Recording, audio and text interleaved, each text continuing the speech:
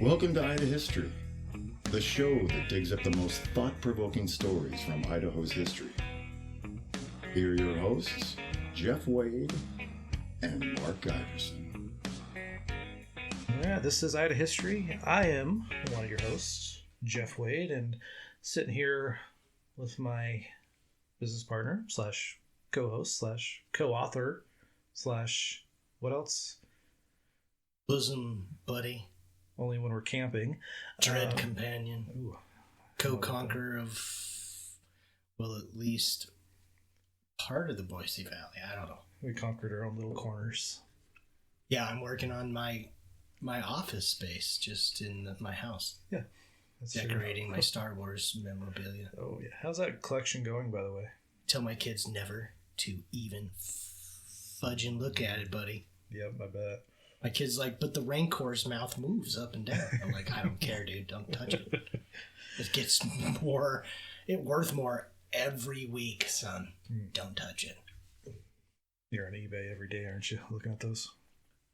Actually, now I look at stuff for our little venture because we are addicted to buying rare photos and postcards and ephemera.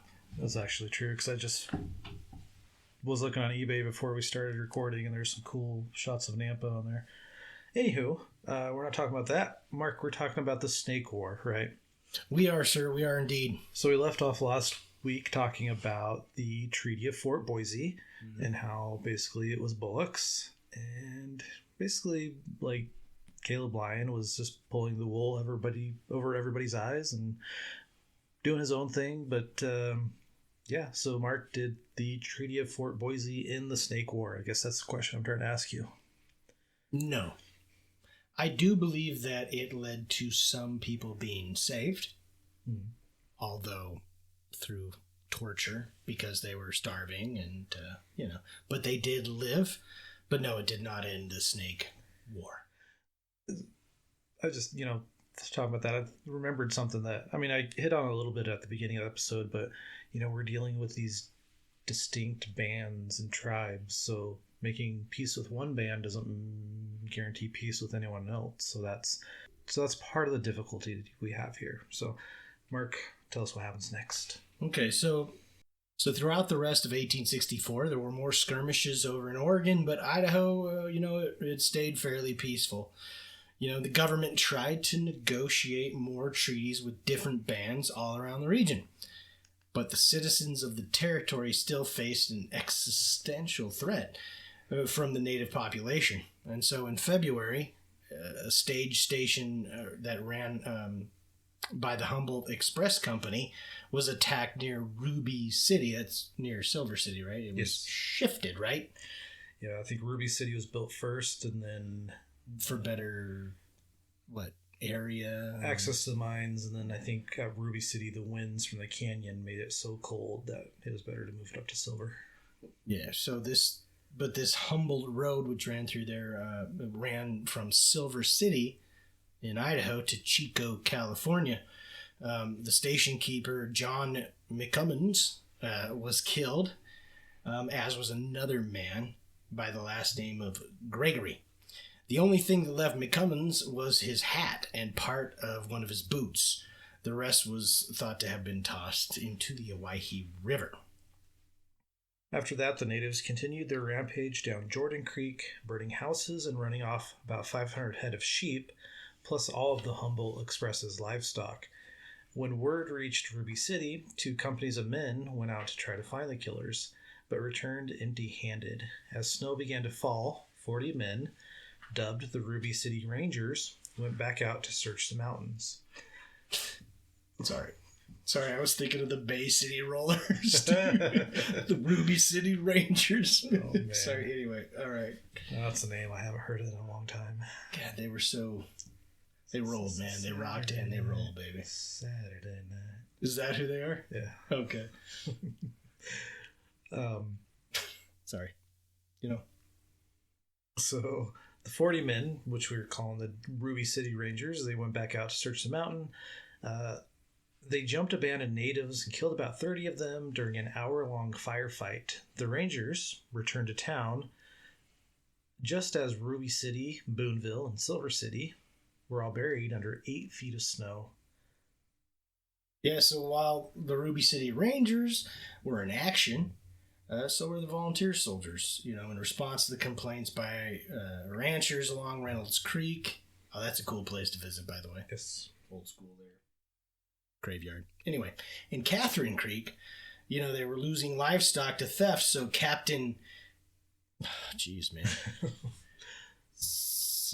Sidon Tricker? I believe it's Sidon Striker. Sidon Striker. Yeah, I'd love to know. Sidon Striker? Yeah, Sidon Striker. Jeez, I want to go back to some of these, native band names. But anyway, this guy, Sidon Striker, was commander of Fort Boise, and he ordered Captain O'Regan, along with 25 members of the Washington Territorial Infantry, with 30 days rations to the base of the Owyhees. But slowed by cold weather and snow, plus stopping to help the occasional immigrant, on the southern alternative of the Humboldt Trail. The Oregon Trail. Of the Oregon Trail, which ran south of the Snake River. But anyway, on February 11th, the volunteers discovered some natives suspected of stealing cattle. And, after the shooting had stopped, O'Regan reported killing 5 warriors and capturing several women and children, plus some of the missing livestock. With his rations running low, he sent word back to Fort Boise and asked what should be done with the prisoners. Captain Sidon Striker? Jesus. I hope if I spelled it the same way in the script both times. Sidon Striker replied, his reply was to release them and continue the mission. Well, that's nice. Yeah. Yeah, you release them. Yeah, go starve to death by yourself. Yeah, I know, right? That's another thing that's tricky sometimes. Yeah, right? you killed the men who were the ones who were supposed to be out hunting and gathering. So what are the women and children going to do without them? Starve to death. Yeah. Or make their way to the fort. That's the thing. It's like they can't go to settlers, right? They can't go to a ranch. They have better luck going with the soldiers who can't take them, or making their way to a fort, which they probably won't make, or starving to death. So O'Regan, he decided to disobey orders and not let them go. And I suspect he had more to his reasoning than this. He reasoned that they would give away his position and strength. But I almost feel like he did feel bad for them and wanted to be able to ensure that they survived, perhaps. Well, yeah, so... Maybe I'm putting something into history that's not there, though. Well, no, I mean, the problem is, how can you know? You can't always know. We were just talking about the Bear River Massacre, and that we know that for sure from a source of one of the Shoshone that were at the Bear River Massacre that survived.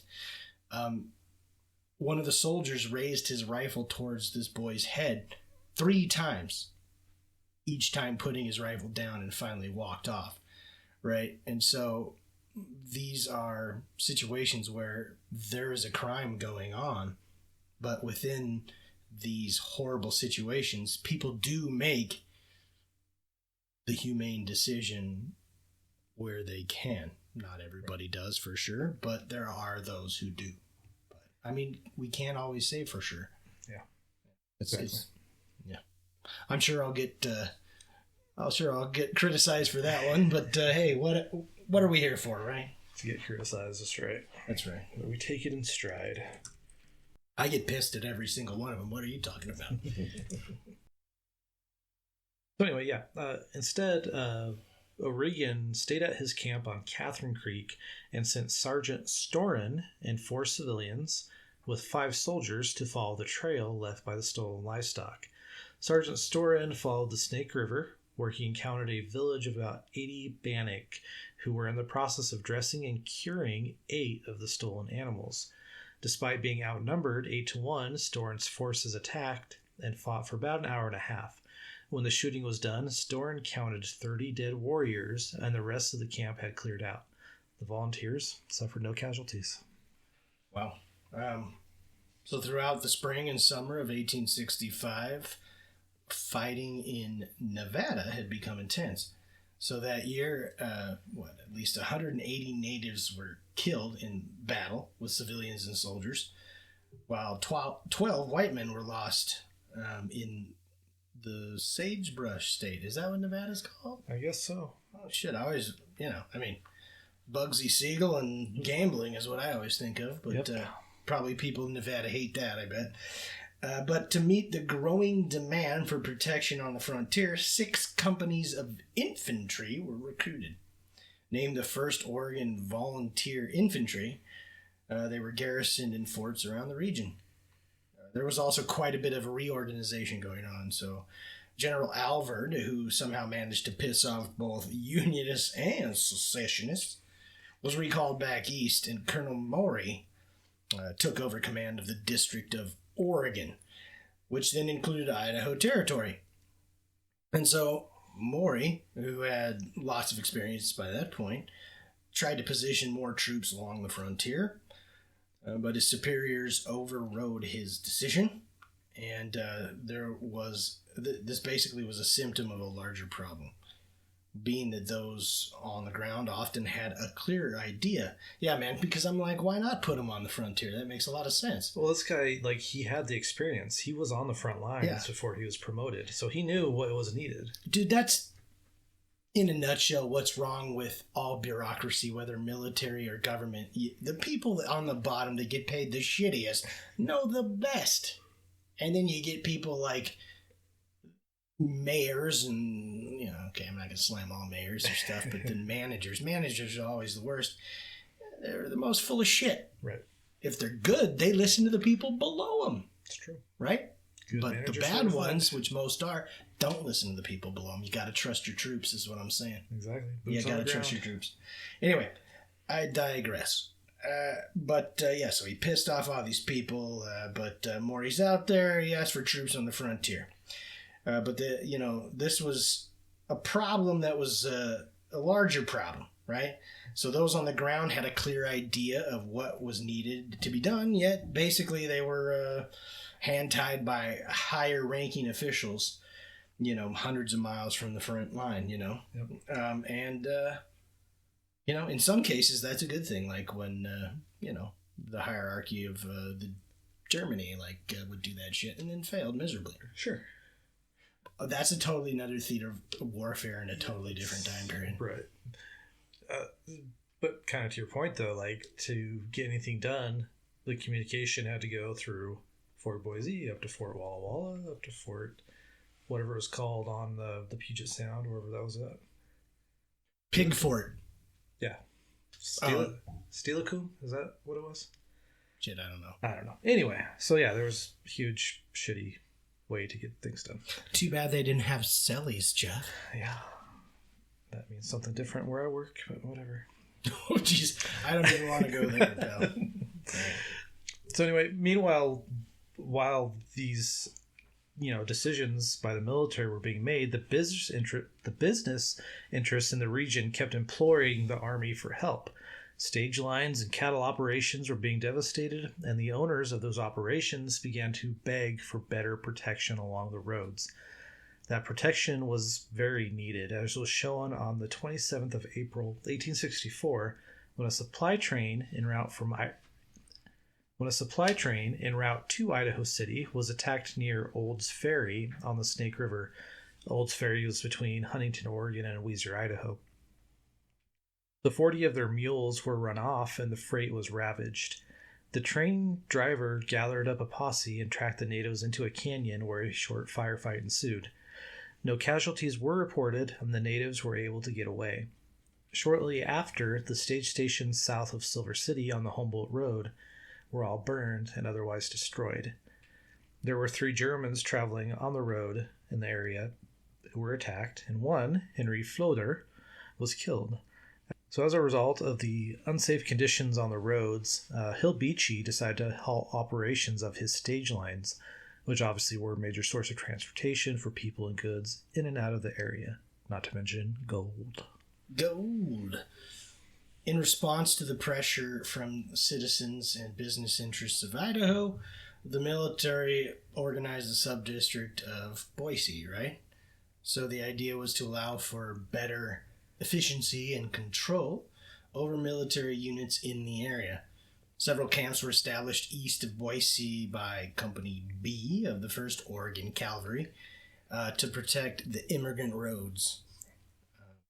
Camp Lander, near Fort Hall.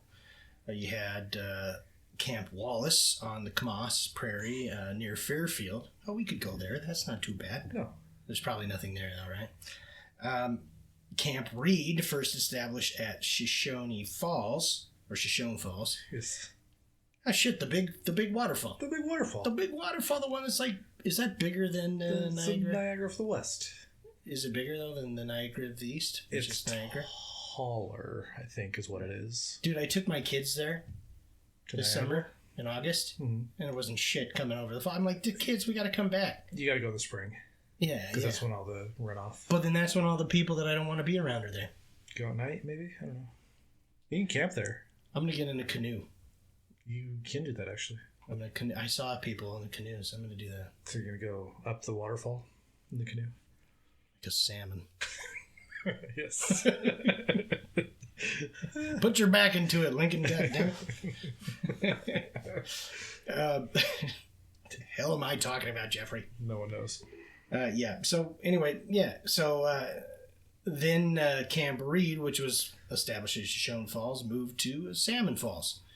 Yeah, by the time these posts were built, native activity had almost disappeared in the area, and the soldiers spent their days doing nothing but hunting, fishing, watching the weather for the entire year. That actually sounds all right. I don't know. Although I heard people go crazy and, shoot themselves, so I don't know. Well, yeah.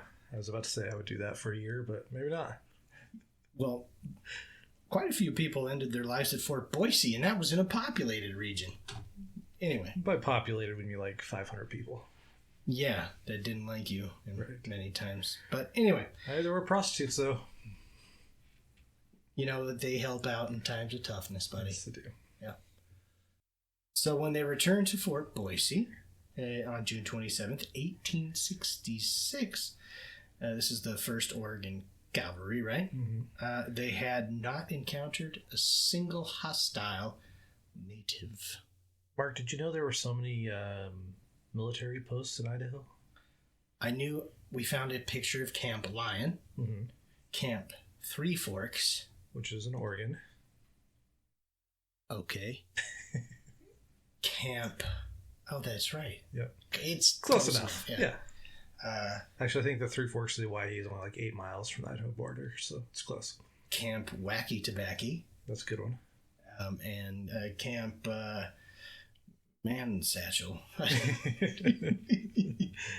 Well, yeah, there were a lot of military posts that I hadn't even heard of, and there's a list. I think if you were to Google Idaho forts, there's a website that comes up, and it has all these ones, and I still don't know where all of them were, so it's crazy. Well, basically, from what I read about Three Forks and Lyon, is you use basically what was around you. You get the troops to erect some barracks out of cottonwood and whatever's available, and you put up a camp. Yeah. You put a flag ground in the middle of parade ground kind of thing. Mm-hmm. And they all seemed of similar construction based on what I saw, at least in the National Archives records of different camps. But there's one that was being built at Bruno, and it was made out of adobe. Well, again, right? I mean, what's around you, right? Yep. Use what you got. Yeah, Bruno. And there's a reason behind that, because a lot of times the military want to give an expenditure to build or to haul in what you needed for the camp, so you would use what you got. Yeah, right? Yeah, I mean, it makes a lot of sense. But what if you're in the desert and there's no tree? Dig a hole, I guess. Yeah, you can always dig a hole, can't you? I think that's where the adobe comes in, actually. Okay. Oh yeah, because it's like a clay thingy-dingy. All right, anyway. So anyway, while all this was going on, raids down the Owyhees continued. ranchers lost about 700 head of cattle around Sucker Creek and Jordan Creek. In response, General McDowell ordered a post be built in the Owyhee district near Jordan Creek. So, on June 19th, Lieutenant Hobart, along with 44 members of the Oregon 1st Cavalry, left from Fort Boise to scout an appropriate location. 8 days later, they found a spot with good grass for their stock, water, and access to wood to build, like you were just talking about, Mark. So this was about 24 miles from Ruby City on the Humboldt Road and located at Cow Creek. Lieutenant Hobart thought he was sighting the camp inside of the Idaho border, and you'll see many references to it being in Idaho territory, but later modern surveying actually found that it straddled the border between Idaho and Oregon. So some of the buildings were in Idaho, some of the buildings were in Oregon. You know, before I continue on, I would like to say that Cow Creek comes up often in my readings of olden records. It's like the most uncreative name, or uncreative name. So we're talking about different cow creeks all over the place? Yeah, I'm pretty sure there are lots of cow creeks, and people are just like, there was a cow there. Yeah. Or how about Elk Creek? That's a popular one too. Oh, that's an Elk Creek. Are there deer creeks? I've seen one or two, yeah. Okay, anyway. But then you have Indian Creek, which is one long creek that runs through southern Idaho. Yeah, that's true. Yeah, Swan Lake. Swan Falls. Pigeon Crossing. Okay, anyway. The military post that Jeff is referring to, straddling both sides, was Camp Lyon, named after our friend... General Nathan Lyon. You bastard. You know what? Yeah. Wow. I always assumed it was after Caleb. I'm like, that guy sucks. Why'd they name that? Okay. Well, all right, Jeff. I'll be damned. Yeah, so there... Sorry, you caught me off guard there, buddy. So anyway, we mentioned him briefly, this governor, or this general. We mentioned Governor Caleb Lyons of Lyonsdale, but it's not named after him. Well, we don't know. It was General Nathaniel Lyon of the U.S. Army. And we mentioned him briefly when we were talking about Missourians in our Confederate invasion of Boise episode. But basically, Lyon was a Union hero at the time, who saved Missouri from the Confederacy. So it would make sense to name an army outpost after him. But let's not forget that Caleb Lyon of Lyonsdale, my favorite POS politician of old, was the governor of Idaho Territory at the time. So the guy who was trying to make peace with the natives was Caleb Lyon of Lyonsdale. But it was also around this time that Governor Lyon sent off a stampede to the Owyhees when he reported diamonds could be readily mined there. Oh, wow. It's a whole crazy story. So it's not just blood diamonds in the Congo, then. Right. That are causing problems. Okay. Crazy-ass diamonds in the Owyhees. Diamonds. Neil's Diamonds. So, Mark, you know that there are plenty of gems to be found in the Owyhees, but, there's no diamonds down there. Many secondary sources that I've found do say that Camp Lyon was named for the general, but there is no primary documentation that I could find anyway. I think it was named for the governor myself. You dick. So maybe I was right. Who knows, right? It's one of those things like, we don't know. We can't say for sure. Yeah. So, either way, from Camp Lyon, Lieutenant Hobart and his cavalry could patrol the roads and settlements in the area, and if there were reports of hostile natives, they would be a lot quicker to respond than if they were stationed at Fort Boise. The troops at Camp Lyon quickly found themselves in the heart of the Snake War. So on July 2nd, Hobart and his men traveled west along the Owyhee River to the Malheur River. And they camped near... I don't know that one. Plantura, Oregon.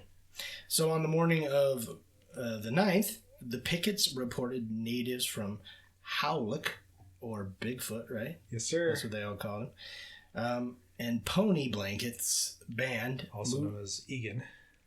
Oh, that also gets confusing, you know? Because they have a white name and a native name, yeah. So just as a tangent, real quick and just very quick, Howluck, or Bigfoot, you know this, but we read an account of him running through Dry Creek Valley north of like Eagle area, northwest or east of Eagle, right?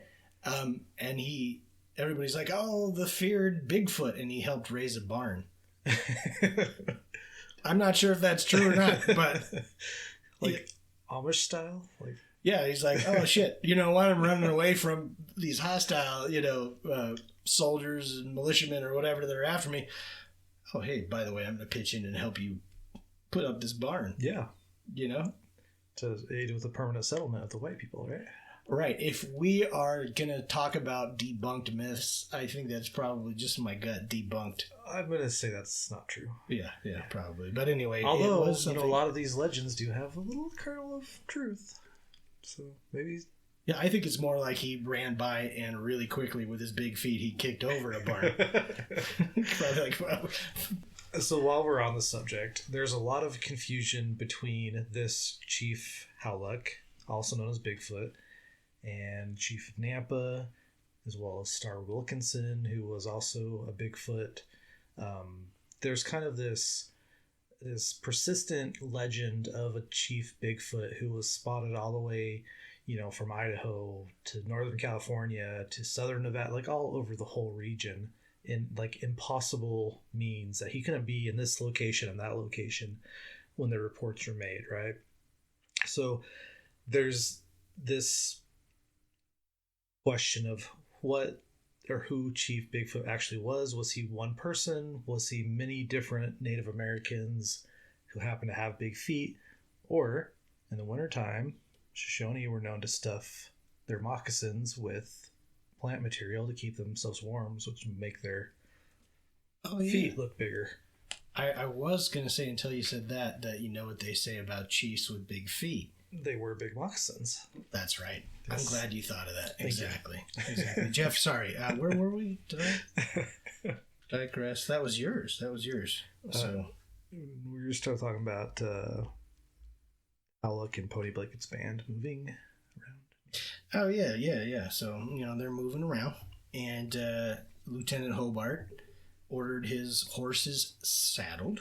And the howitzer, Hobart's howitzer. Ooh. That's a shirt, right? Yeah. To go along with her Renegade Loafer shirt. Yeah, you know what? I am a renegade loafer, for sure. I loaf and I renegade. Whatever. I rebel and loaf. Yeah, so Hobart ordered his horses saddled and his howitzer made ready. Hobart's howitzer, and when the natives found out that they were discovered, they started shooting from all sides of the camp, but the fire was concentrated from a high ledge nearby, basically. And there was a shot from the howitzer that sent several warriors running. And during the fight, a dozen horses and mules from Hobart's camp broke loose and started running toward the natives' position. When Sergeant Wallace and Corporal Walker ran out to recover the animals, several of them, the warriors, tried to advance on the spot they had vacated. But another loud blast from the howitzer drove them back. And I guess it was worth dragging that along. And that's why I said it was kind of a game changer in the West, because it was big, it was scary, and they, could use it to their advantage in situations like this. I can think of a number of situations where there was howitzers where bad things happened, but yes. So Corporal Walker was joined by Private Phillips in a run up one of the canyons, still chasing the horses. The natives closed in behind them and pinned them in, and Private Phillips was shot and went down. When a native warrior on a horse came forward, preparing his tomahawk for a death blow, Corporal Walker rushed to Phillips' side and shot the warrior. So Private Phillips was shot and went down, and when a native warrior on a horse came forward, preparing his tomahawk for a death blow, Corporal Walker rushed to Phillips' side and shot the warrior.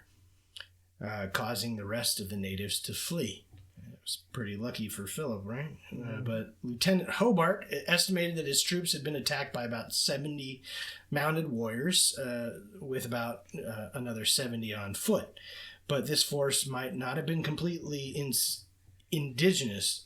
Hobart reported, "I think white men must have been among them, for they told us in good English to come out, or come on, you sons of bitches, we can whip you anywhere." But maybe they learned the language. Possibly. I'm just saying. But this brings up something, Mark, that I've been wanting to talk about a lot quite lately, researching these early Native American battles and massacres. Now, we think of the Indian Wars as being red versus white. We already talked about, how the Army used guides, so it's a lot messier than that. Since the early Indian Wars, the Army has always used scouts and guides, like I said, from rival tribes. But more mysterious than that, there are many reports of, quote, renegade whites among native bands attacking wagon trains and settlements. But, maybe we should save that conversation for another time. Like Kevin Costner. Hey. Yeah, Dances with Wolves. Yeah. And the ending, that great scene where the warrior is yelling down at Kevin Costner. I saw a screenshot from a deleted scene from that today, because you know how it starts in the Civil War? Yeah.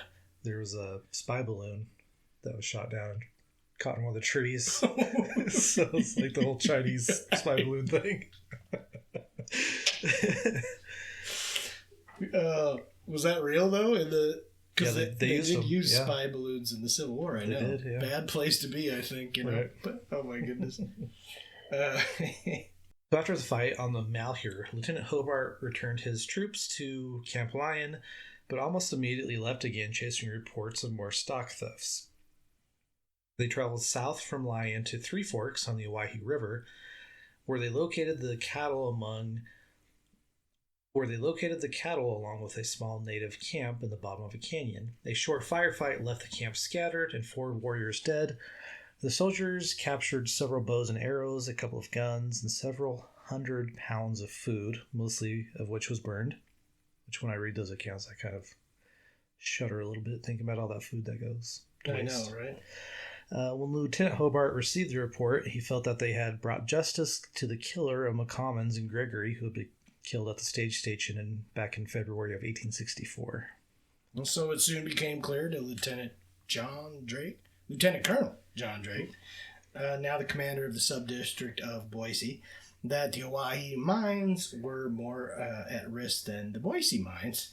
And so he did what he could to divert troops from Fort Boise to Camp Lyon. Part of this was in response to criticism from the Owyhee Avalanche, the newspaper which first established itself in Ruby City and then moved to Silver City. The paper called for a sustained winter campaign against the natives, which I think they got eventually, right? Mm-hmm. But instead of the sporadic good weather campaigns, this would be the only way to defeat the enemy, the Avalanche argued. The Owyhee Avalanche is kind of interesting because it was founded by the Wasson brothers. One of the Wassons would eventually be like the first embedded reporter, because he would go later on with one of the military units. I didn't really talk about the Wassons in this episode because I think we need to save them for another episode by themselves, because I think we should do maybe an episode on each of the early newspapers, or big one. Speaking of John Drake and some Army reports, Lieutenant Colonel, but also a Captain prior, we stumbled upon just a long kind of report that he did for a certain period during this war. But it's all in cursive. Oh, yeah. So I scanned all of it, and now maybe we'll write that book someday, huh? We need an expert. Yeah. Handwriting expert. That's right. But anyway. So the military agreed that there needed to be a winter campaign and began expanding Camp Lyon in preparation for that campaign. However, the raids on the ranches in the area continued despite the increased military presence. One of the biggest losers of livestock during this time was the Con Shea Ranch near where Sinker Creek dumps into the Snake River, which was east of the town of Murphy now. Okay. This is the same area where the Van Ornum Udder Wagon was attacked back in 1860. Supposedly, we've stumbled across some sources saying that it might be more east recently. So that's something that we need to get together and sort out. We need to chew on that a little bit. Yes, we do. There's a bad joke there. Sorry. Natives continually raided the Conche Ranch, stealing cattle, mostly to eat, like we talked about, because at this point their traditional food supplies have been destroyed or were being taken by Whitey. Damn Whitey.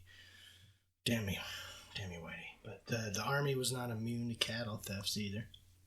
In October of 1865, natives stampede the livestock for Camp Lyon, and dozens of animals were lost. The cavalry gave chase, but were only able to recover about half of the cattle.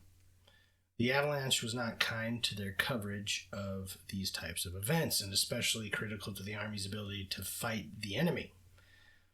Added to the embarrassment was the coming manpower shortage, right? So, in terms of enlistment of many of the soldiers of the 1st Oregon were expiring, and so sending those men back to their homes, right? And they weren't jumping to sign up again, I bet. Oh, yeah. Especially not spending his summer hunting and fishing and watching the weather.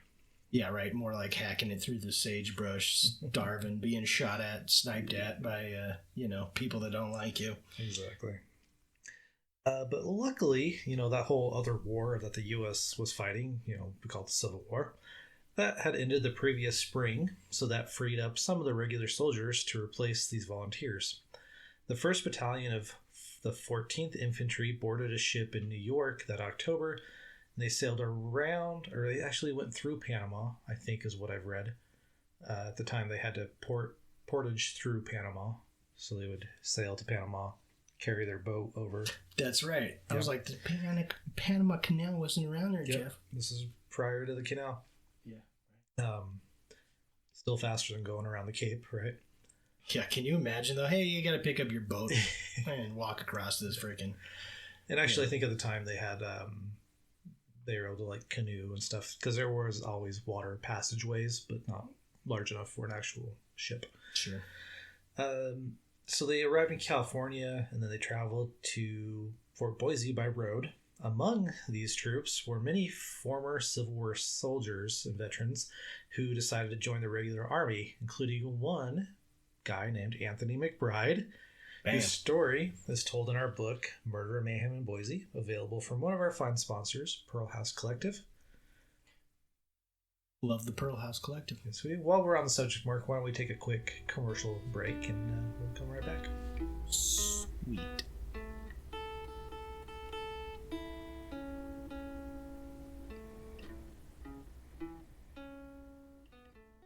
Hey, Jeff, do you have any murder houses with blood dripping down the walls that need sold and need sold quickly? I might after this weekend. Fantastic. I have 2 ladies that are just right for the job.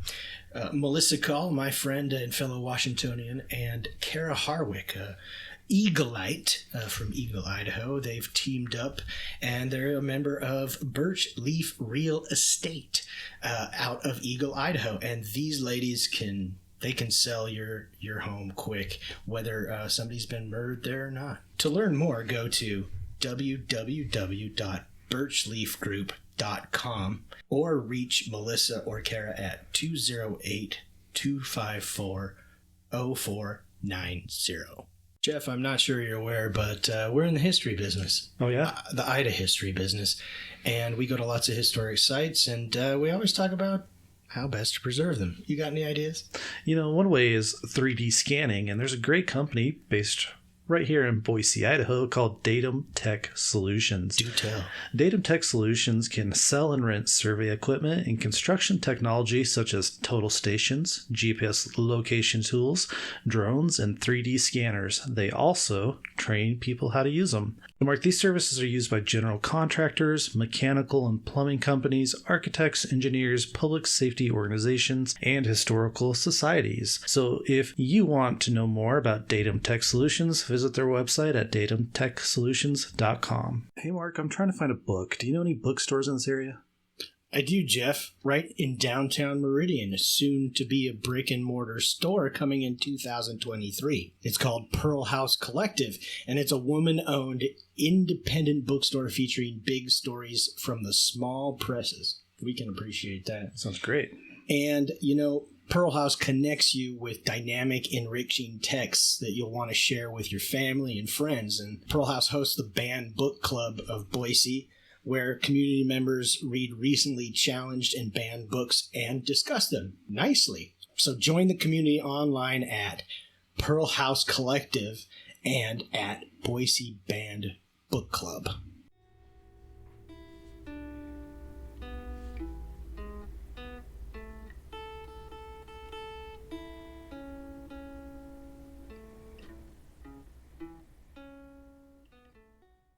All right. Welcome back from our wonderful ad break. Mark, where are we at with this?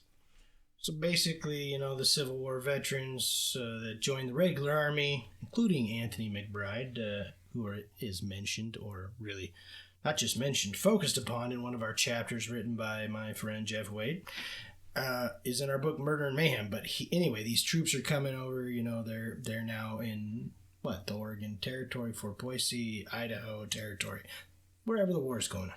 Yeah. But these troops were then sent from Fort Boise to Camp Lyon, where only a handful of 1st Oregon volunteers remained, you know. And so beginning in February, the Army regulars began getting a taste of what the Indian campaigns were like. Much different for those who had experienced combat, I would imagine. Yeah. But elements from Camp Lyon and Fort Boise were sent into Eastern Oregon, where they fought skirmishes with the Malheur Band. Meanwhile, raids on the Owyhee ranches continued unabated. There was a raid on a ranch owned by Andrew Hall. During the fight, Hall was killed, or just wounded and recovered, depending on whose source or which source you believe. But in true Owyhee fashion, the miners and ranchers put together a company, or a volunteer company, or a posse. But this time sent word to Boise City imploring the men there to aid them. But before you go on, I want to ask you something. Okay. Have you ever run into any quotes, just descriptions of a person who had fought back east, fighting in the Indian Wars? Yeah. And what the difference must have been? I haven't. No, not specifically. No, we're going to talk about a guy who survived lots of battles in the Civil War and died in one of these fights in the Snake War later on. But no, I don't know. I've not run into anything specifically. I'm sure General Crook, because we're going to talk about George Crook here later on, he probably has some thoughts on it because he was a prolific writer and quoter, I guess. Well, so sorry for that whole digression. But the miners and volunteer company sent word to Boise City imploring for the men there to aid them, right? So, yeah, Gondor calls for aid. Boromir mentioned... No, shit, I got him all wrong. I don't know. The Rohirrim. Whatever. That's a dorky Lord of the Rings. Yeah. Okay. Nerds. In response, a meeting was called, and this meeting was attended by prominent citizens such as John Haley, H.C. Riggs. Do we need to explain who these people are? John Haley is the name that the guy that the city of Haley is named after. Haley, Idaho? Haley, Idaho. H.C. Riggs named his daughter Ada, and the county was named after his daughter. And then, of course, why not? Governor Caleb Lyon of Lyonsdale. And my favorite attendee, Mr. Theodore Burmester, whose story also appears in our book, Murder, Mayhem in Boise, available from Pearl House Collective. Anyway, the result of this meeting was a decision to call for volunteers to go hunt Indians on the Owyhee. They raised almost $3,000 to outfit this company and decided upon a name. Again, Mark, not very creative. They called them the Ada Volunteers. Oh, went down to Cow Creek? Yep. Okay. So they needed a a captain or a leader for this group. So they were looking for someone who had experience, someone that wasn't, very busy because he had been recently forced to resign from his job. Someone named David C. Updike, a true piece of shit. That's right, the man who had been the first elected sheriff of Ada County.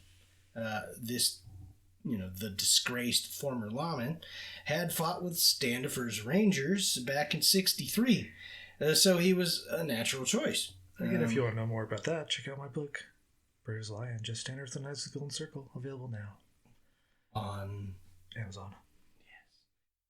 So the stated purpose of the Ada Volunteers was to travel to the Owyhees and chastise any natives that they happened upon or found. And they set out on March 1st, 1866, but when the group of 25 reached the Snake River, they were met with a representative of Governor Lyon of Lyonsdale, who told them that peace had been reached with the Bruneau. This is totally weird to me, Mark, because Lyon was at that meeting and helped organize this company, but then he acted like it was this big surprise that they were going down to kill the Bruneau Indians. And again, like we talked about on the Mythbreakers episode, he contributed his own money to the scalp fund. Right. Yeah. Again, he's playing his own both interests. sides. Playing both sides. I don't think he cared one way or the other, maybe. But yeah. I don't know. Who's to say? I don't know. Anyway, let's put a quick pin in Updike, and we'll come back and talk about him after the Bruneau Treaty. Now, Mark, unlike the Boise Treaty, Lyon of Lyonsdale actually made this one sound fairly legit. The natives ceded land south of the Snake River in exchange for a reservation to be set up and fishing rights to be granted. He even put in an amount this time being $80,000 for their land. $30,000 would be spent initially to build fences for farms and provide other infrastructure. The rest of the money would be in annuities. So, Mark, it seems like he got it right this time, right? Wrong. Oh, damn. All right, wrong. So, just like the Boise Treaty, the Bruneau Treaty wasn't ratified by the Senate, so the Bruneau band also were not given a reservation, nor were they compensated for their land, meaning the Bruneau Valley is unceded land. But why don't we take that pin out of Mr. Updike since we left him just hanging? Oh. You say I make bad jokes. Well, you do. But I do too. Well, you write on my bad jokes, so... So the story goes that after the Ada Volunteers were told not to go slaughter the Bruneau Indians, they decided to continue south to look for renegade natives. They ended up at Camp Lyon, where they asked the commander for supplies, but were turned away. And so they decided to... We appreciate you, now piss off. Exactly, yeah. That's actually kind of what it sounded like. Yeah, right. Anyway, so they returned to Boise without encountering a single native. There were actually some rumors that floated around town at the times that the volunteers actually just had camped at the south bank of the Snake River and basically just partied until the food and the booze ran out before they returned to town. Yeah, that's what I read. That's what I would do. Yeah, I know. I don't want to go try to fight. Die. I just want to go have fun. Yeah, right? Yeah. Especially for this situation, right? I don't know. But who knows? Put on my lenses, I don't know how I'd feel. But what for sure did happen was this little trip led to, in the long run, right, David Updike's death at the hands of the Boise Vigilance Committee, which, vigilantes, but which we will talk about at length someday. But right now, when the volunteers returned, much to the dismay of the Owyhee Avalanche, Major Marshall, commander of Fort Boise, decided he needed to go on a similar expedition. He gathered his troops and marched down the Bruneau River, where he found 150 natives, all unarmed and peaceful. Marshall returned to Boise. Then it was Captain Collins's turn to go to Squaw Creek and investigate reports of white and native bandits robbing travelers and hang them without mercy. Ooh. Wow. But he didn't find any. Of course. Well, lucky for those bandits. right? Mark, you know a little bit about this Collins guy. You want to give us the real quick rundown on him? Oh, yes, Major Collins. Captain. He was a captain, but he came back later a major in the 1870s. And, man, this guy had it hard. Yeah. I tell you what, he went away for a while, and then he came back in the 70s, but he fought in the Apache Wars, right? And comes back, and mid-75 to 79, he's somewhere around 76, 79. He's at Fort Boise. He became the commander of the fort, right? Yeah, he was a major then, I believe, like a fish.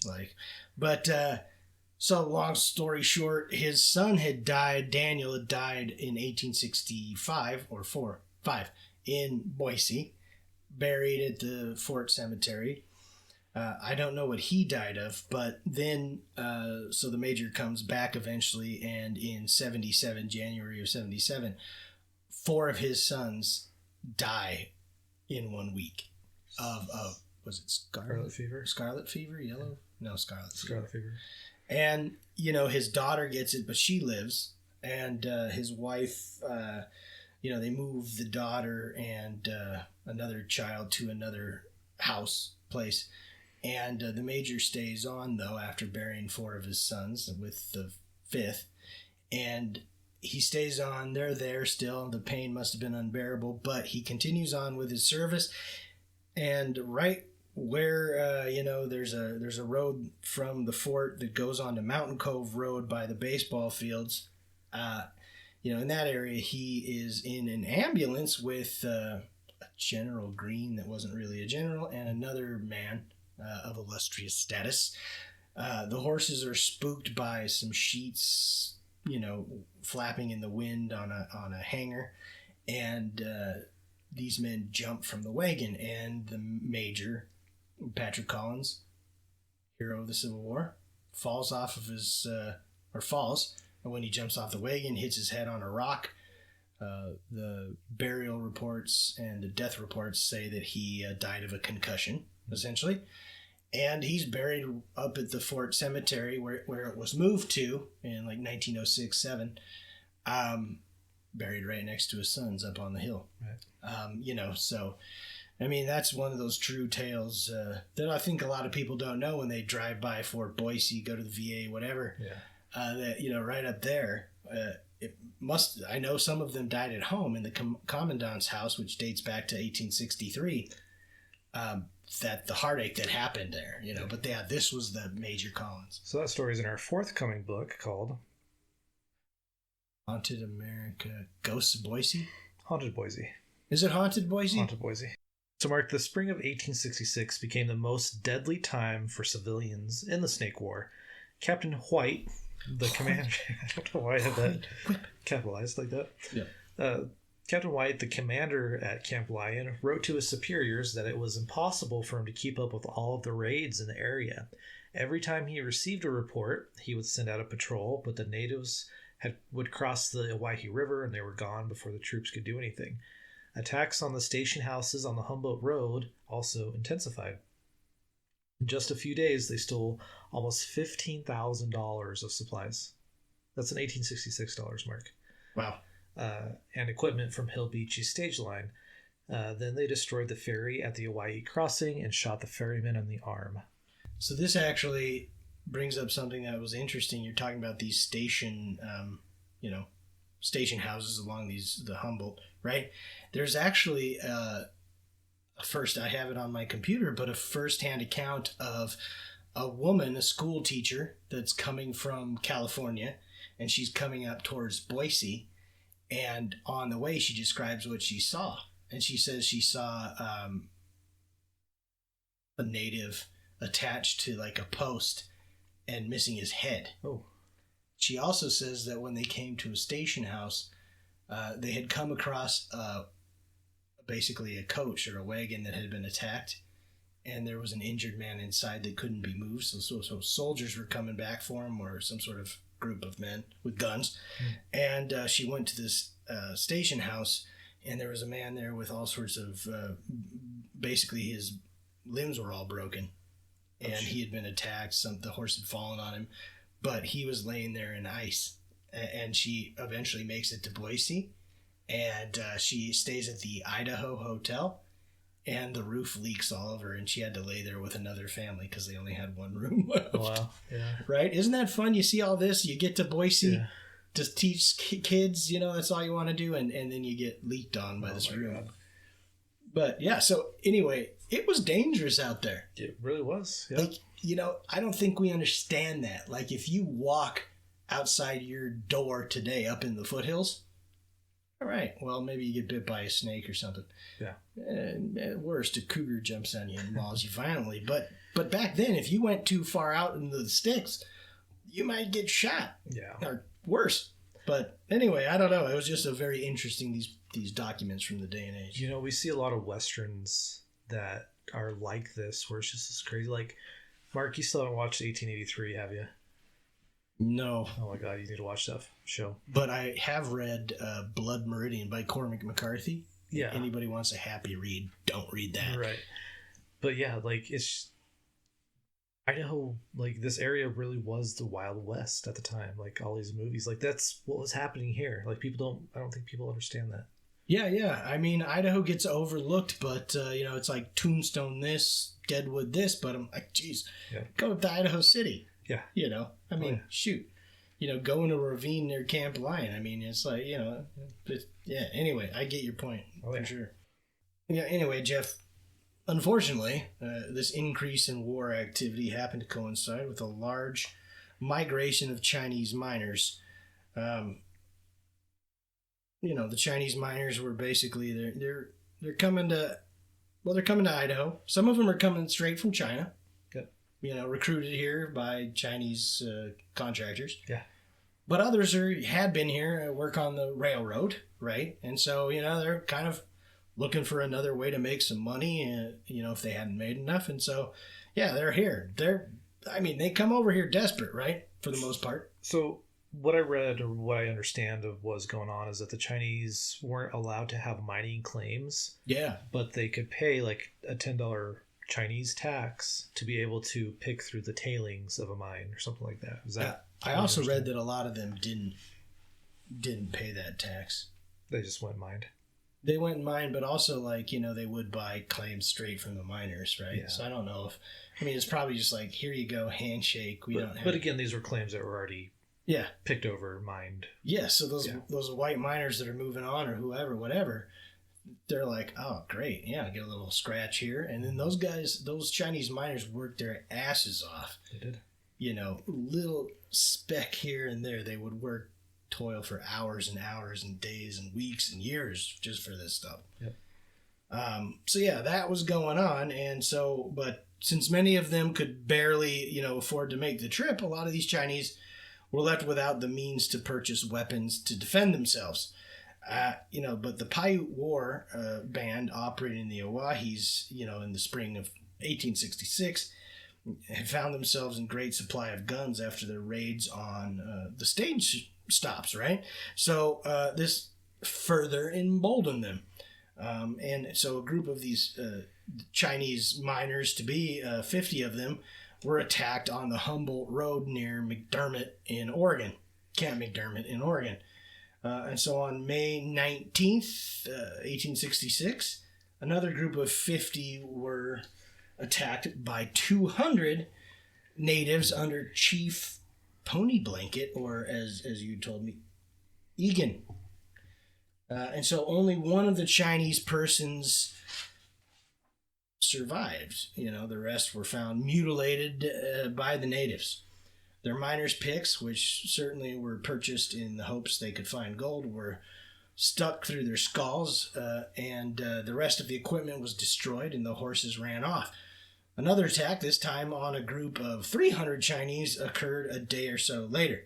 The group was traveling through Battle Creek Canyon, which is just south of Dick Shooter Creek.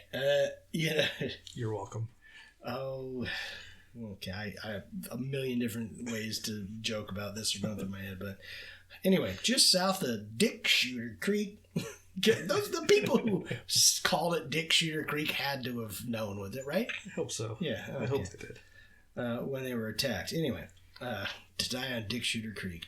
But 50 of the men were found scalped in a 200-yard stretch along the creek. When the cavalry arrived, they found bodies stacked 5 to 6 deep.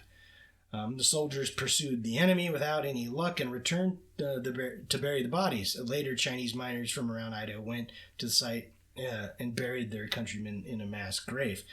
Okay, so one offshoot here, it's one of those things that drives me crazy because I know I read this, and it might have been, I can't even remember the source, but that for a time, a group of massacred Chinese miners were buried at Fort Boise, where the old cemetery was, and then later, exhumed and buried elsewhere, as was typical. Were they taken back to China, or I don't know, because that was the preferred custom. And so I'm now, of course, which drives me crazy, is I've been looking for this again on my computer and my hard drive, which I have so much stuff, and I can't find it.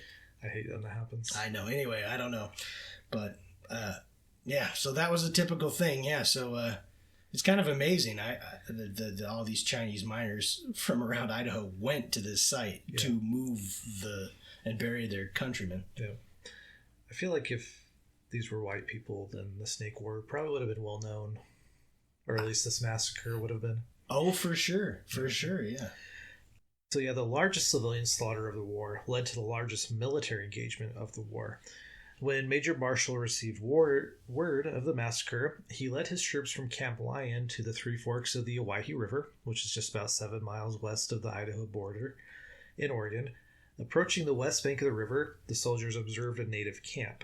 There were about 500 natives in this camp, 200 of which were women and children. The other 300 were warriors, which again, these numbers are probably inflated. But the warriors were taking positions on the high ground to the east of the river. The women began to drive the camp's livestock away from the army, and the shooting started. Marshall, he had that mountain howitzer with him, and he began to fire over the ridge and into the enemy camp. Now, he's basically sounds like he was blind firing it, like he knew the camp was there, so he's just shooting over this ridge with it. So they couldn't see where the shells were hitting, but could see that the wounded and dead were being carried out of the camp. And Marshall estimated that 7 natives were killed and 12 were wounded during a 4-hour firefight. So toward the evening, of that fight, Marshall decided it was time to attempt to cross the river. He was able to get about half of his men over when the raft they were using sank, taking the howitzer with it to the bottom of the river. You don't need a wet howitzer. You don't. Yay for the natives, though, right? Good for them to have this thing sunk. But this would become known as the Owyhee Cannon, which people swear is still out there today. This left Marshall in a terrible tactical condition. The howitzer was the only thing that basically could protect his forces from a frontal assault by the much larger force of Native Americans. Not to mention his troops were now split between the both banks of the river, and night was falling really fast. So had the natives attacked, Marshall's name would have been up there with Custer and Steptoe as far as military losses to natives go. But luckily for Marshall, they did not attack. Maybe they didn't know he had lost the howitzer. Right? I don't know. Yeah. But when the sun rose the next morning, the soldiers were able to put together a makeshift raft and complete the river crossing. But that howitzer had to be left behind. Now, Mark, we need to talk about that cannon some more. Become a large part of the folklore of the Owyhees, so it's certainly an interesting story. Cool. So after gathering his forces, Marshall sent scouts in the direction of where the natives were thought to have escaped to. As they climbed the hill on their horses, gunshots rang out and the scouts retreated, but not before Corporal William Phillips was knocked off his horse. Now the rest of Marshall's command watched as the natives threw a rope around Corporal Phillips and dragged him away. Lieutenant Papoon tried to get Major Marshall to authorize a rescue attempt, but the major declined, citing the danger to anyone trying to climb that hill.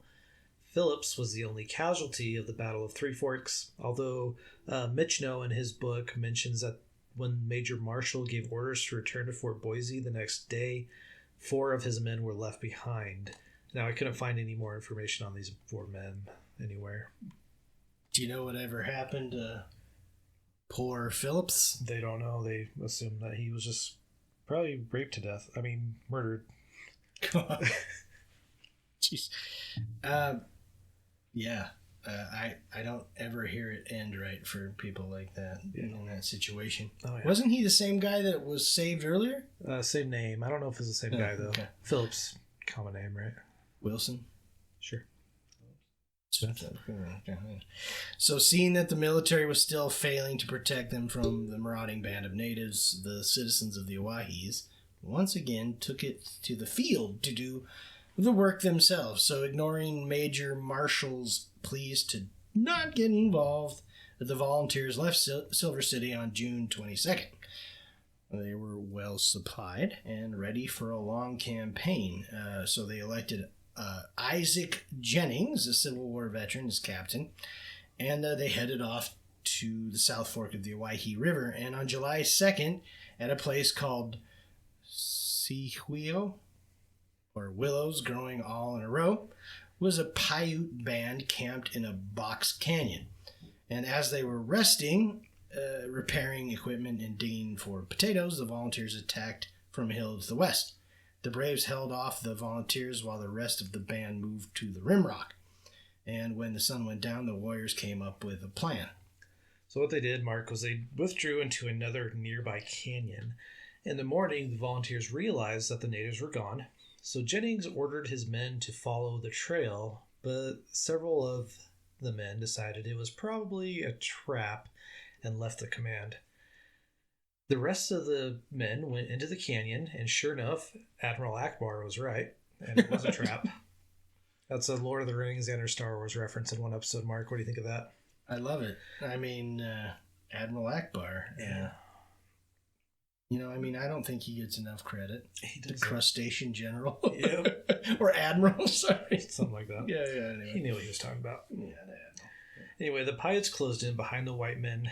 Now, remember, this is July in the high desert, and it's hot, and the miners were trapped without water. So they tried to build makeshift defenses as the Paiutes poured hot lead into them. Several volunteers were shot in the opening foray. A guy named Thomas B. Casson, who was cut off from the rest of the group, was able to build himself a rock shelter to shoot from. It was said that he killed 15 natives before he himself was killed. Damn. Yeah. Wow. Well, we actually do have some native perspective on this battle. One of the few times that we do. So in 1863, a man named Powanto, or Willie Dorsey, visited the place where the Owyhee volunteers were trapped by the Paiute. Powanto, then over 100 years old, had been there with his family during the fight. So if not for the old broken down guns, the Indians would have slaughtered the white men, according to Powanto. So he was only about 3 years old when the battle happened. So, okay. You know, how much are we relying on his memory? I don't know. I'm just thinking of my kid at 3. Yeah. Or 5. Or 8. You know, my kid liked Blippi at 3 years old. Well, Blippi does have that one show on what to do if you trap your enemy ruthlessly in a box canyon. That's true. Yeah. It's classic. You call him his co-host Mika. Yep. You divide your forces and you ruthlessly rain down fire on the opposing force. Oh, man. That's beautiful. But during the fight, the miners were able to slowly enlarge their perimeter and capture part of the creek that ran through the canyon, which was a move that ensured their survival because they were able to get the water for them and their horses. But the siege continued for days. 2 scouts were able to sneak out at night, and they ended up back in Silver City to get help. When they arrived and told of what happened, they actually sounded all of the steam whistles in all the mines to gather everyone together. And 200 men assembled to rescue the volunteers. They arrived at the scene 5 days after the battle started. There they found no Indians, but quietly pulled out. There they found no Indians who had quietly pulled out the night before the rescuers arrived. One of the volunteers was dead, and 3 others seriously wounded, but Jennings claimed to have killed 25 to 50 Paiutes. So probably like 10. Yeah, that's the thing that Mark, like, I always see like these numbers, like dozens of natives killed and like 1 or none of the white men. So yeah, exactly. About 150 of the rescuers decided to join up with Jennings, and after resupplying, they followed the Owyhee River to Three Forks. There they found a trail, and thinking they were right behind Chief Winnemucca's band of Paiutes, they ended up all the way at Camp C.F. Smith in Harney County, Oregon. They found no more natives to fight, and ended up returning to the Owyhee District on July 27th. So all these people decide to follow Jennings, who had gotten all those people into the predicament in the first place.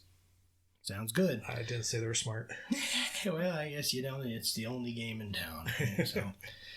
So we have volunteer soldiers, militia groups, and the regular army, all in a fight against the Snake people at this point. And none of them are able to fight the war to a close. So enter a famous General George Crook. And Crook's first experience fighting natives came in California, where he took an arrow to his right hip. Wow. Yeah. Ouch.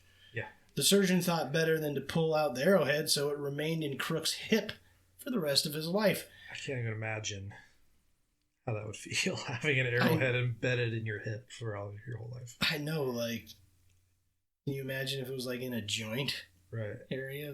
Oh man, it must have been, because what's the hip but a big old joint, right? Wow. Anyway, that sounds fun.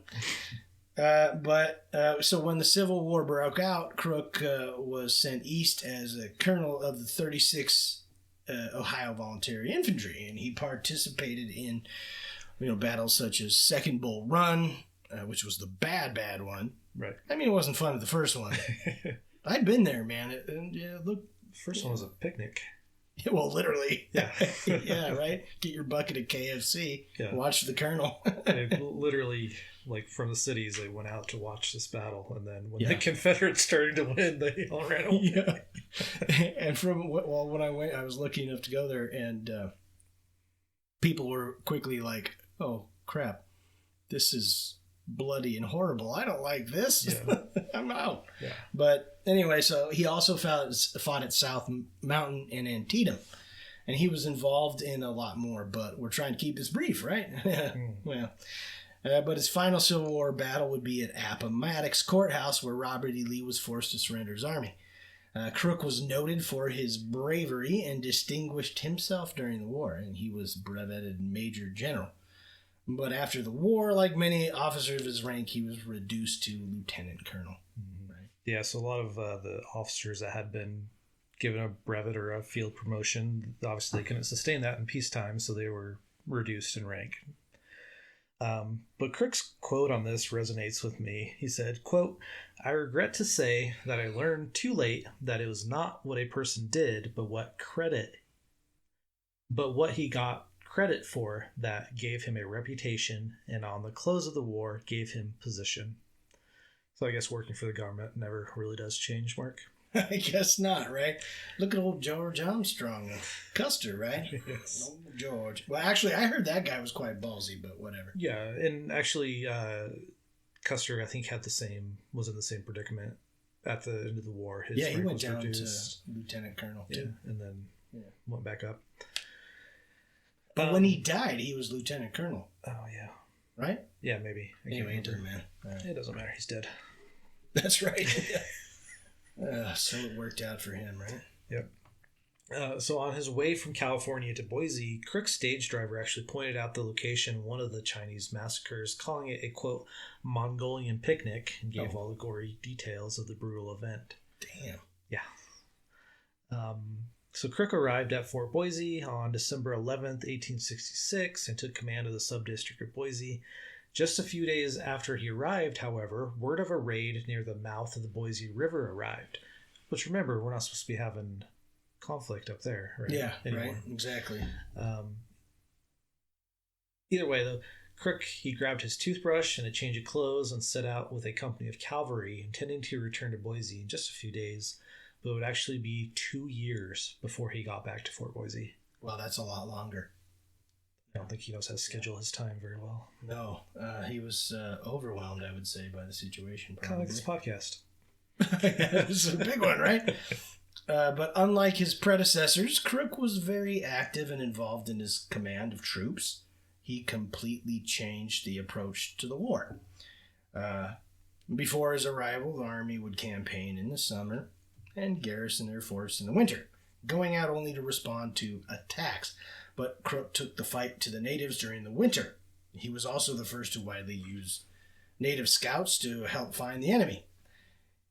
After investigating the report of the raid at the mouth of the Boise, Crook and his troops followed the Boise all the way down to where it dumps into the Snake and Parma, or at Parma.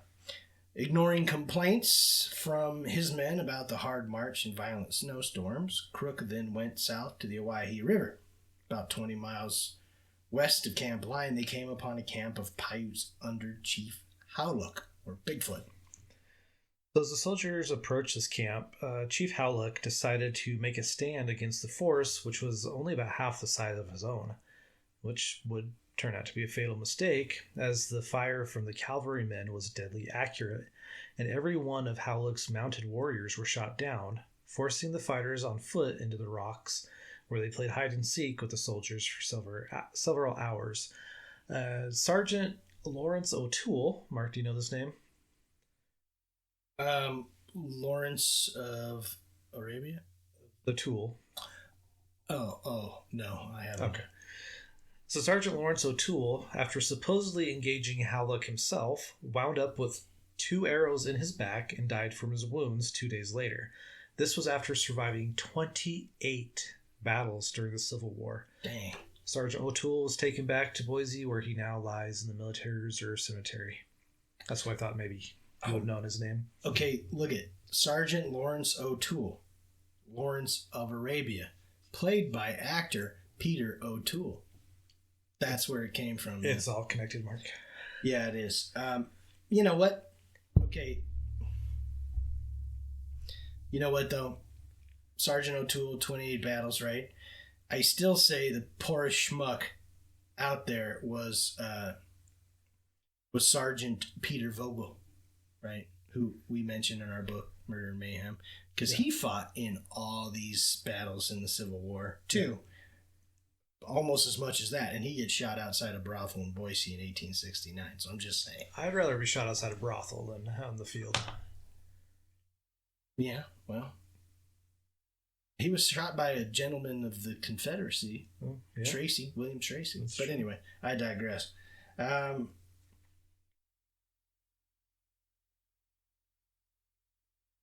So he's back right next to Peter Vogel there in the Military Reserve Cemetery. Yep. Okay. Well, so Crook claims to have killed 25 of Howlook's band and ended any further depredations from them. And I believe Crook. I don't know. Something about it. Yeah. You can always trust a Crook, man. That's true. From there, it was expected that Crook returned to Fort Boise to resupply, but instead he stayed and he marched back to Parma, that area, and he camped and waited for the pack train from Boise so he could push on. This had the advantage of not wearing out his men and horses by marching back and forth, but morale did suffer since the soldiers were camping in the Owyhees during winter, which sounds super cold and miserable. After that, Crook went back into Oregon, where he would do the majority of the rest of the fighting between 1867 and 68. His attack on Howlook's band would set the platform for the rest of the campaign, and his Indian scouts would find camps. Crook's forces would conduct a surprise attack, destroy the camp and any supplies found, and then keep moving while getting supplied from the nearest outpost. And this is how he won the war. Yeah, so what really set Crook apart was his willingness to go after the enemy during the winter and his desire to take away their ability to fight. His troops would return his troops would routinely burn hundreds of pounds of food that the natives had stored up for winter, and without food, they were more likely to surrender. Kirk kept moving west, chasing bands of natives. His campaign culminated in the Battle of the Infernal Caverns, which is the coolest name for a battle I've ever heard. Sounds like a Avengers movie or something. Right. This took place in Northern California. The natives were holed up in lava tubes underground, and Kirk's forces went in to fight. They say that there are still bodies from that battle under there. Jeez, I bet that's a haunted location. Right. After that battle, which ended on September of 1867, there were still a few skirmishes around the Idaho, Oregon, and Nevada region, and a handful of raids. But for most, the natives were unable to fight much longer. Without stored supplies, the winter of 1867-68 was very hard on the Snakes, and starvation became rampant. This is what convinced many of the remaining bands to give up the fight. Many of them would show up at the fort or a camp and turn themselves over in hopes of avoiding starvation or starving to death. And they did this individually or in small groups, even entire bands at a time. So the whole spree there. Yep. But even though fighting was drawing to an end, there was still quite a bit of danger. This was evidenced by what came to be known as I'm going to pronounce this as Denoy. Seems pretty French, right? Yeah, shoot, I don't know. It sure sounds better than Denoyle. Yeah, I tried like 7 different pronunciations. Just for our audience, it's spelled Denoille. So I'm going to say Denoy. Okay. So this is the Denoy incident. So Sergeant Arnold Denoy and Sergeant Nichols were transporting Mrs. Denoy in a wagon from Camp Lyon back to Fort Boise. Mrs. Denoy, who, if you read most accounts or even look at her headstone, she is only ever listed as either Mrs. Denoy or the wife of Sergeant Denoy. But I was able to find their marriage record, Mark, and her first name was Sarah. Sarah Denoy from Illinois. That's right. Were they from Illinois? Okay. But anyway, like I try to find these first names of these women whenever I can to give them, like an identity. Yeah, that's right. important. Yeah. Mm-hmm. Yeah. So Sarah, she was pregnant and she was having complications. So it's decided that she should go to Fort Boise where she could be cared for better. So about 9 miles from Camp Lyon, which was midway between the camp and Reynolds Creek, they were hit by a volley of bullets. Among the 6 attackers were Wahi and Oyetz, who were the husband and father of a woman killed in an earlier skirmish with the whites, and they wanted revenge. So Sergeant Denoy, who was driving the wagon, was hit. He fell from the wagon, and the horses ran wild. Sergeant Nichols was able to return fire with his Henry rifle before the reins tangled in the wagon wheels, forcing it to stop. Oh, wow. So Nichols told Sarah to run. But out of her grief, she ran to the body of her husband. So the last time Sarah was seen alive, she was grabbed up by the natives. Nichols was able to escape from the scene and eventually got to Silver City. The warriors ambushed another party off the road shortly after the first attack, but almost immediately soldiers from Camp Lyon and civilians alike poured into the wilderness to search for Sarah. About a week later, Indian scouts found evidence that a white woman was burned to death near Sucker Creek. They found a fire pit, and long blonde hair and bones. But there was no proof that Sarah had been killed. So for the rest of the war, soldiers chased rumors of a white woman in captivity. Often, Native women were found wearing dresses of white women, and when questioned, would tell soldiers, usually in exchange for food, that she had gotten the dress from Sarah. But she was never found, and to this day, her fate remains unknown. A single stone marker at Camp Lyon Cemetery lists Sergeant Denoy and his wife. Yeah, again, no first name, which is sad. Well, in this real quick, to go back to 1854, the Ward Massacre outside of Middleton, the same thing was reported, that they burned the women and the children. Right. basically in reprisal or revenge for some other atrocity. And that is kind of one of the themes, I'd say, all over during the Indian Wars, as we call them, was these horrible reprisals. Right. Really, really violent, horrible things. Again, on both sides. Yes, for sure. Yeah. Wrong either way, I'd say. Oh, yeah. So, in June of 1868, Chief Wiwa, I'm sorry if, again, I'm probably pronouncing that completely wrong, but he was the leader of one of the last remaining bands, and he walked up to Camp Harney, which is northeast of modern-day Burns, Oregon. One of the soldiers at the fort commented the reason he was giving up was because, quote, the constant harassing winter and summer, day and night, by the regular troops, destroying their provisions and lodges, capturing their women and children, and killing their chiefs and braves, that nothing was left but to surrender and beg for clemency. The next day, a meeting was held between Crook and Chiefs Wiwa, Iga, Pesco, and Big Head, who spoke for the Paiute. So it was a tense scene as the natives rode up to Crook, in their war dress. But one by one, they laid their weapons at Crook's feet. When Wiwa, okay, sorry, buddy, approached Crook. That was hard. With his hand out, Crook refused to shake it, telling the chief that he was not there to shake hands with a bad Indian. Of course, the chief was taken aback, but was able to tell Crook that he was ready to give up. His people were tired of war. Crook replied by telling him that it made sense because if the fighting continued, he was able to replenish his troops quickly, but the natives would, have to wait for their children to grow up to continue to fight. So in reply to this, Chief Wiwa said, quote, your great white people are like the grass. The more you cut it down, the more it grows, and the more numerous its blades. We kill your white soldiers, and 10 more come for every one that is killed. But when you kill one of our warriors, or one of our people, no more come to replace them. Not quite as elegant as Chief Joseph's Fight No More Forever speech, but definitely as powerful to his people.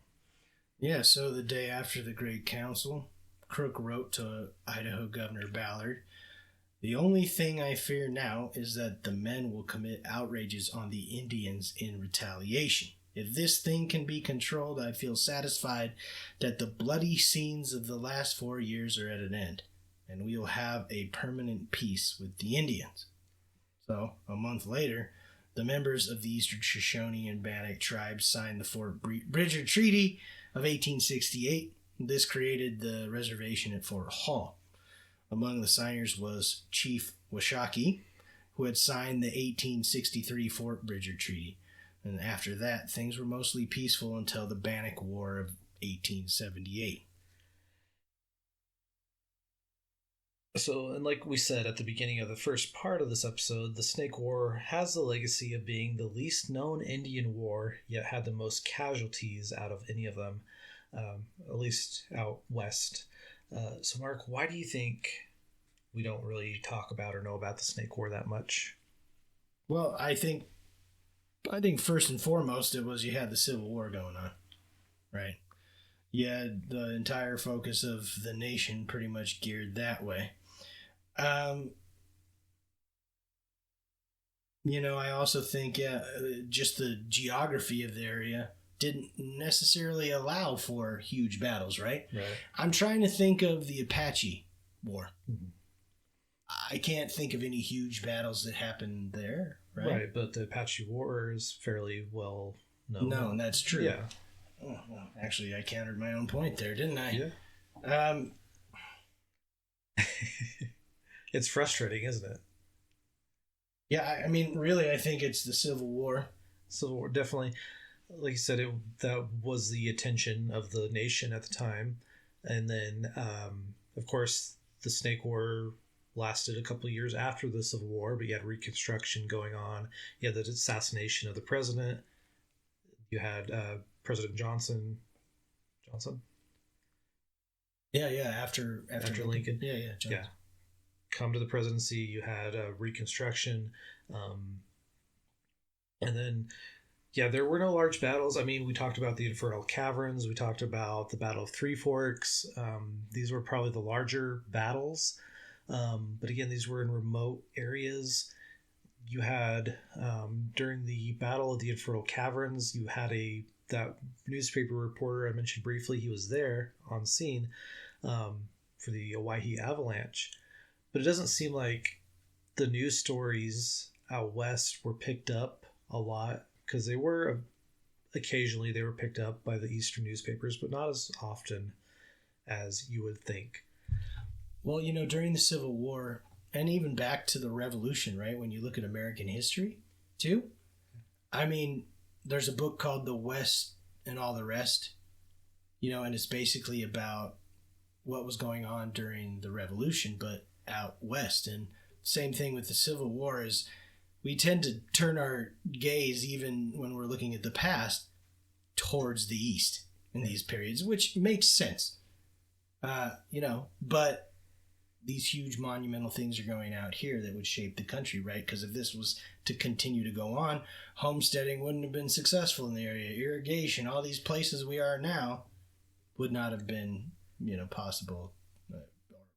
A lot more hardship would have had to, death would have occurred. Oh, certainly the gold was needed for the Union war effort. Oh, sure. So to protect the gold was the most important thing that the Union would have needed at the time. So if they were fighting this, continued to fight wars with the natives, they would have been able to fund not only the Civil War, but Reconstruction afterwards. Now, the other thing that I've heard is that there were no real popular leaders on either side of this war. We talked about Major Marshall. We talked about Curry, Drake. No one remembers these people. We remember Crook because he went on afterward to fight the Apache. Yeah. So he was famous later on. Even his Civil War exploits weren't very famous or well known. It wasn't until he fought the Apache that he became famous.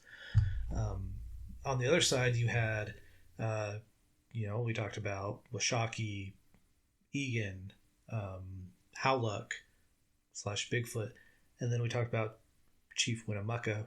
Winnemucca is probably obviously the most famous because the town in Nevada, and his daughter Sarah was a writer. But none of these they're not Sitting Bull, they're not Geronimo, they're not any of these big, native figures like we had back even in Wyoming and then back east. I mean, I think the difference is the time period. You had the Sioux War, the Great Sioux War, where actually I think that's one of the defeats of the United States still, right? Yeah. Red Cloud defeats, Fort Fetterman Massacre. Mm-hmm. Red Cloud attacks all these forts, right? So Red Cloud, Sitting Bull won't,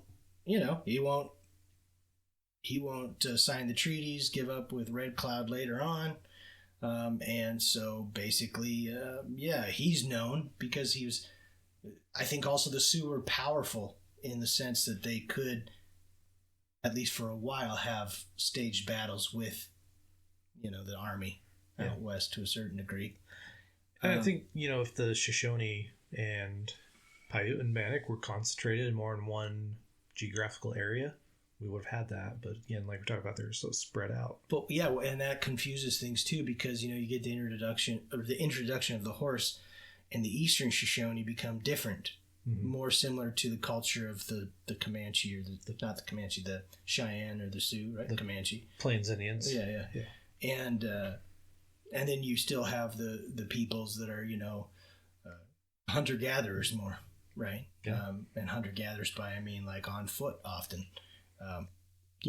Especially with the Northern Paiute, who I've read the Shoshone with horses, and that created class structures, and they looked down upon the Northern Paiute. So I don't know. And then it's just what historians have focused on that's kept it in the national consciousness.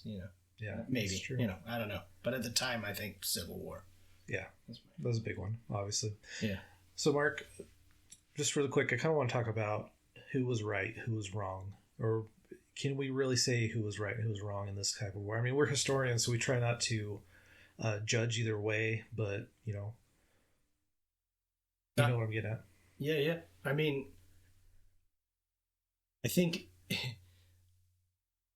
I think what was done to the tribes of America was a great wrong, right? By and large, systematically speaking. But I think when you look at history, and this was my area of study, right? You got genocide, cultural genocide, all the different types. Is it genocide? Is it not? I don't know, but it was systematic, and there were moments of genocide for sure on it's the part. Definitely a slow genocide. Yeah, right? I mean, what you're looking at in the West, the 1840s. I mean, if you count, troops out during the fur trades or fur trapping, right? You get all the way until, Wounded Knee, right? But then if you're looking since the settlement of the Americas prior to, it's this huge, long, just ongoing conflict. Yeah. Right? And it's systematic. It's this ongoing conflict that's very systematic. And so, I think you got to put your lenses on, but it's definitely, all the treaties that were signed and never lived up to right. On the part of the government, definitely very wrong. All the people that weren't with the military that slaughtered Native Americans, but on the same side, when you get a war of attrition, the people that massacred, the Winastas band of, I believe, the Shoshone or Bannock, that slaughtered the Ward Party in 1854, horribly, 18 people. What they did to the women and children was horrible. Right. Horribly wrong, and as was any other number of depredations the white people had done to their families, right? I mean, so wrong and right is too simple of a term, but it is wrong to commit genocide. Yeah. And it's a great wrong to learn what we did to, or what we did to the children after we had basically, subjected their people to our way of life. Mm-hmm.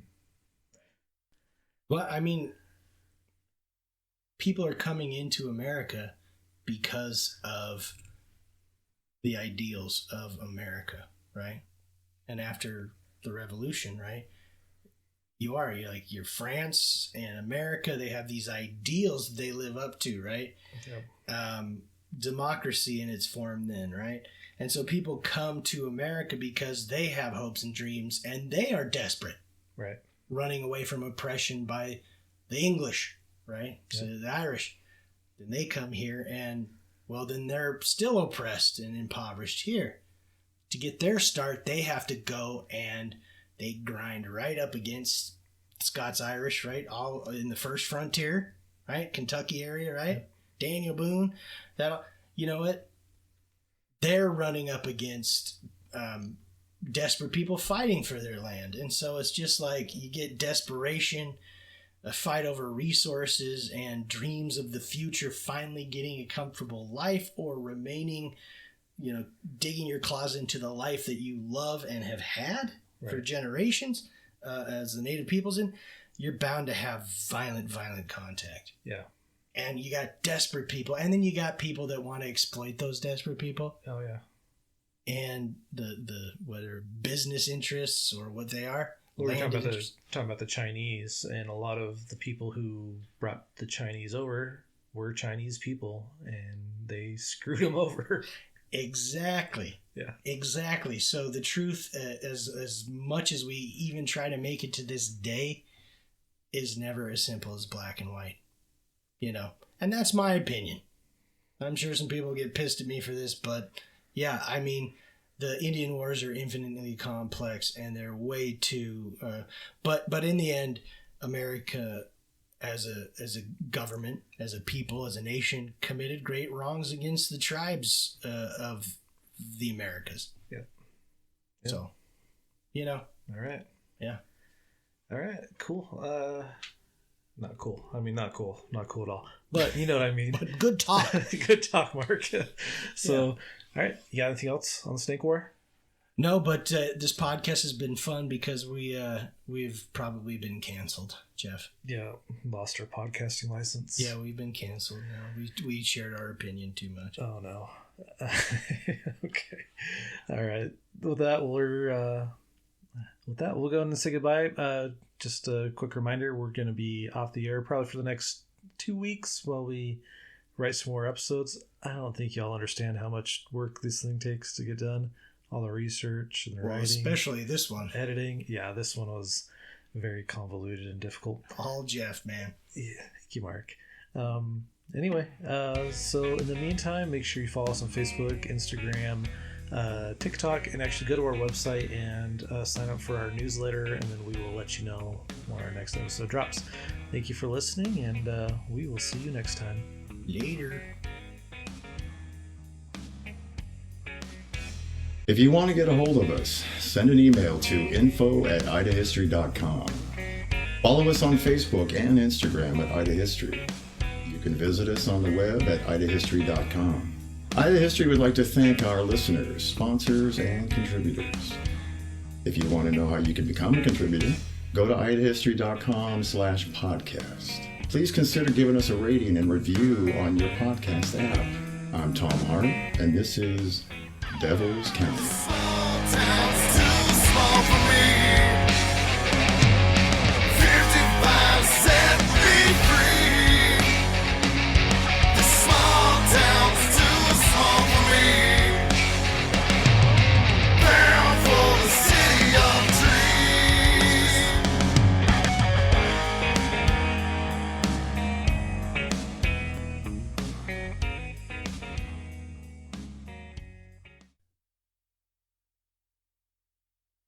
Oh, I still have shit to say. They blame that one on Biden, too? Yes, of course. So Corporal Walker ran towards Philip, right? Yeah. That's a bad joke. Okay, cut that out. Damn it, Mark, you and your lame jokes. Yeah, so why did I do that? On Jordan Creek, and during the fart. Dude, that's the second time we've done that. You did the first fart, and I did the second fart, man. Oh my gosh. We're building up to a shart here, buddy. Yes, we are. Yeah, we're at. Oh, I thought it was your turn. No, you're on. Unfortunately, this increase in war activity. But after that, Crook went back into the Oregon State territory. Shit. State.